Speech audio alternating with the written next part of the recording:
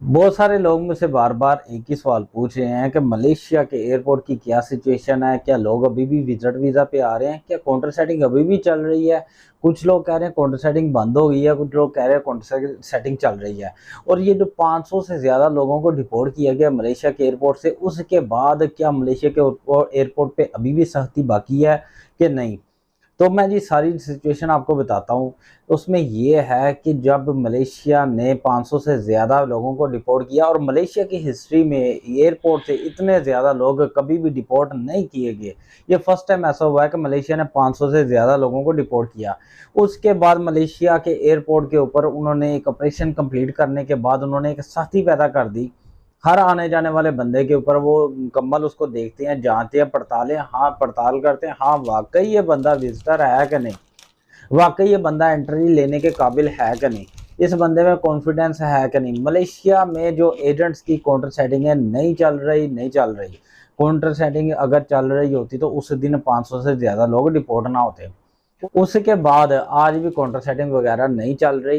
लिहाजा मैं आपको यही कहूँगा कि जो सिचुएशन है इस वक्त टाइट है। तो पहली बात ये है कि हमारे दो बंदों के बैठने की जगह यहाँ पे स्टूडियो में कम थी, बड़ी मुश्किल से दो बंदे एडजस्ट हो चुके हैं वह। तो दूसरी बात ये है कि जो सुबह से काफ़ी बंदे हमारे साथ यही कनेक्शन कर रहे हैं कि यार आपके साथ आप पास कोई काउंटर सेटिंग है तो बताएं, कोई ये काउंटर सेटिंग वाला बंदा है तो हमें बताएं। मतलब कि एजेंट्स ने हाथ खड़े कर लिए हुए हैं कि काउंटर सेटिंग इस वक्त नहीं हो रही। अब मैं बताता हूँ आगे की सिचुएशन। अब ये है कि इस वक्त जो लोग आ रहे हैं जिनको पता है कि उन्होंने एजेंटों के रहमो करम पे आना है, तो कोशिश ये करें कि अपनी टिकट को थोड़ा लंबा करवा लें, थोड़ा पोस्टपोन करवा लें, थोड़ा उसको रोक लें, आप अभी ना आएँ क्योंकि सिचुएशन जो है वो एयरपोर्ट की वो सही नहीं है। तो इसके बाद आप आ सकते हो, कोई इशू नहीं है। इसके बाद जैसे ही कोई ये कूल डाउन पीरियड स्टार्ट हो जाएगा या कूल डाउन पीरियड ख़त्म हो जाएगा, यानी कि कहना ये चाह रहा हूँ कि जैसे ही ये मामला थोड़ा ठंडा पड़ जाएगा तो आप आ जाइएगा। तो ये है कि इन दिनों में माहौल हालात काफ़ी ख़राब हैं। ये एक बात क्लियर होगी। और एक बात और आपसे क्लियर करना चाह रहा हूँ, यहाँ पे जो एजेंट्स जो है ना, जो उन्होंने लुट मचाई हुई थी कि जी अकाउंट विजिट वीज़ा पे आए, विजिट वीज़ा पे आए, अब वही एजेंट्स रिप्लाई नहीं दे रहे लोगों को। वही कह रहे हैं जी उस वक्त ये है कि टिकटें नहीं मिल रही, यहाँ कह रहे हैं जी आगे सेटिंग का मसला ये है वो है। अब लोग जिन्होंने पैसे दिए हुए हैं वो कहते हैं भाई हमारे पैसों का क्या बनेगा। अब ये है कि हालात सही हो जाएंगे, टेंशन ना लें, आप पैसों की फिक्र ना करें, आपका मामला आगे चलेगा। तो इसके बाद बात वही है कि जब भी आप आओ कोशिश करो कॉलिंग वीज़ा लेके आओ। कॉलिंग वीज़ा महंगा थोड़ा सा ज़रूर है, मगर विजिट वीज़ा से सस्ता पड़ जाता है, क्योंकि आपने विजिट वीज़ा लेके भी आना है और फिर यहाँ पे क्या करना है, आपने विजिट वीज़ा लेके पहले आप विजिट वीज़ा लेके आते हो। एजेंट आपको यही कह रहा है कि जी आप विजिट वीज़ा लेके चल जाओ और वहां पे जाकर वीज़ा लगवा लेना, दूसरा वर्क वीज़ा लगवा लेना। आप पहले एजेंट से ये बात पूछो कि अगर पाकिस्तान, इंडिया या बांग्लादेश या नेपाल है, आपके कंट्री से वीज़ा लेके, विजिट वीज़ा लेके आप वहां पे जाते हो और वहां पे वीज़ा लगवाते हो मलेशिया का वर्क वीज़ा, वो सस्ता रहेगा कि मलेशिया का वर्क वीज़ा आप अपने मुल्क से ही लेके जाओ, वो सस्ता रहेगा। तो एजेंट आपको यकीनन जवाब नहीं देगा। उसमें यह है कि उसने फ्रॉड करना है। उसको पता है कि अगर आपके कंट्री से वर्क वीज़ा लेके जाएंगे तो वो ज़्यादा लीगल है, ज़्यादा बेहतर है, उसमें डिपोर्ट के कोई चांसेस नहीं, कोई शो मनी की ज़रूरत नहीं है, किसी किस्म के कोई इंटरव्यू नहीं होता। इसलिए एजेंट आपको वो काम नहीं करवाएगा। उसकी वजह यह है कि एजेंट को कम प्रॉफिट होती है। जो वर्क वीज़ा होता है उसमें कम प्रॉफिट होती है और विजिट वीज़ा में ज़्यादा प्रॉफिट होती है। और यहाँ पे एक और गेम है, मैं आपको बता देता हूँ। विजिट वीज़ा में जाके मिसाल के तौर पे, अब मैं पाकिस्तानी करेंसी की बात करता हूँ।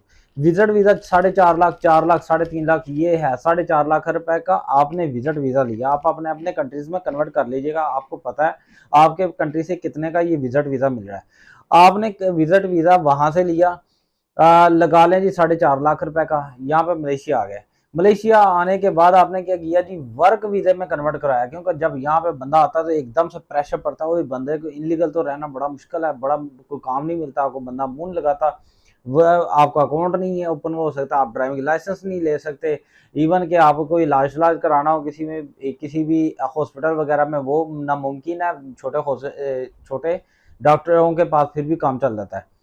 तो अब मैं बताता हूँ, ये सारा कुछ करने के बाद अगर आपके पास अब आपने वर्क वीज़ा लगवाना है कंपनी में किसी में रजिस्टर्ड होना चाह रहे हो, तो फिर आपने पाकिस्तानी को 6.5 लाख रुपया 5.5 लाख रुपया अदा करना है। यहाँ पे 4.5 लाख रुपया वो हो गया, 5.5 लाख रुपया ये लगा ले मोटा मोटा लगा ले 10 लाख रुपया आपने अदा करना है वर्क वीजा का। अगर आप पाकिस्तान से अपने कंट्री से ही लेके आओ तो फिर आपको वो लग जाता है तकरीबन सारा लगा 6.5 लाख 7.5 लाख एजेंट्स प्राइस दे रहे हैं इस वक्त, एजेंट्स रेट दे रहे हैं जो कि थोड़ी ज्यादा रेट्स है, मगर आप उसके साथ बार्गिंग कर सकते हो। और बात एक और मैं यहाँ पे क्लियर कर दूं कि जब आप ये मलेशिया में आते हो अपना वर्क परमिट भी लगवा लेते हो और उसके बाद आपने इस वर्क परमिट को रीन्यू भी करवाना है। लगा लें कि आपने इसको 1.25 लाख 2 लाख 2.5 लाख में रीन्यू करवाना है। ये डिपेंड करता है आपकी किस कैटेगरी का परमिट है, इस परमिट को भी रीन्यू करवाना है। 10 लाख आपने वो लगाया आपने परमिट लगा लिया, उसके बाद आपने इसको रीन्यू करवाना है, इसके ऊपर आपके पैसे लग गए। अब मामला आगे किस तरह चल रहा है ये है कि 10 लाख से 12 लाख तो पक्का हो गया ना। अब 12 लाख रुपए आपने लगा लिया, उसके बाद 1 साल में 12 लाख बंदा यहाँ पे नहीं कमाता, नॉर्मल बंदा नहीं कमा सकता, क्योंकि आपने यहाँ पे मजबूरियां आपकी एक बंदे का 500 से लेकर 700 तक खर्चा हो ही जाता है। बंदे ने खाना भी खाना है, कईयों ने रूम का रेंट देना है, रूम का रेंट 200 रिंगट से लेके 500 रिंगट तक नॉर्मल होता है। ये डिपेंड करता है कि आप किस तरह की कैटेगरी के रूम में रहते हो। ज्यादातर 200 रिंगट तक रूम मिल जाता है, 2-250 ये क्लियर हो गया। अब ये है कि आपने खाना खाना है, आपकी पर्सनल चीजें हैं, मिसाल के तौर पे आपने मोबाइल का टॉपअप करना है जिसे कहते हैं इजी लोड आप कहते हो, या मोबाइल के अंदर पैसे डालने सिम के अंदर इंटरनेट वगैरह चलाने के लिए। और उसके बाद ये है कि बंदे के अगर किसी बंदे के जो चलो बाहर खाना भी खा लेता है तो आपने मेस के भी पैसे अदा करने हैं, 300-250 रुपया तो लाजमन बन जाता है। अगर ज्यादा बंदे हो तो 250, कम बंदे हो तो 300-400 तक भी बन जाता है। तो ये कर कर आगे को 500-600 आपने अपने अपने लिए भी तो रखना है ना। तो ये करके आप अपने घर के लिए पैसे भी तो थोड़े भेजने हैं ना। ये करके आप 12 लाख पूरा नहीं कर सकते साल के अंदर, 2 साल के अंदर भी पूरे नहीं होते। अगर आप एक बंदा 1500 से लेकर 1800 तक सैलरी पे काम कर रहा हो तो कहना ये चाह रहा हूँ कि ये गलत फहमी है किसी ने आपको दी हुई कि हाँ इतने पैसे कमाते हैं, बिल्कुल कमाते हैं मलेशिया के अंदर। मलेशिया के अंदर 3-3 4-4 लाख रुपया भी लोग कमाते हैं, पाकिस्तानी की बात कर रहा हूँ। उनके पास वर्क वीजे हैं, ज़्यादातर कंस्ट्रक्शन में काम कर रहे हैं। कंस्ट्रक्शन के काम अगर आप करोगे तो ज़्यादा पैसे कमाओगे, इसमें कोई शक नहीं है। और ये है कि अगर कंस्ट्रक्शन में रजिस्टर्ड कंपनियों के साथ काम कर रहे हो, आपके पास भी डॉक्यूमेंट पूरे हैं, आपकी सैलरी भी मरने के चांसेस कम से कम है। और अगर वो आपको सैलरी नहीं देते, कल को आप क्लेम कर सकते हो, आप कंप्लेन भी कर सकते हो। तो जी ये थी आज की छोटी सी वीडियो अच्छी लगी हो तो वीडियो को लाइक कीजिएगा, हमारे चैनल को सब्सक्राइब कीजिएगा, और अगर आपने सब्सक्राइब कर दिया हुआ है तो दोस्तों के साथ शेयर कीजिएगा, उनसे कहिएगा सब्सक्राइब करें ताकि इन्फॉर्मेशन ज़्यादा से ज़्यादा दोस्तों तक पहुंच सके। अपना बहुत सारा ख्याल रखिएगा। अस्सलाम वालेकुम।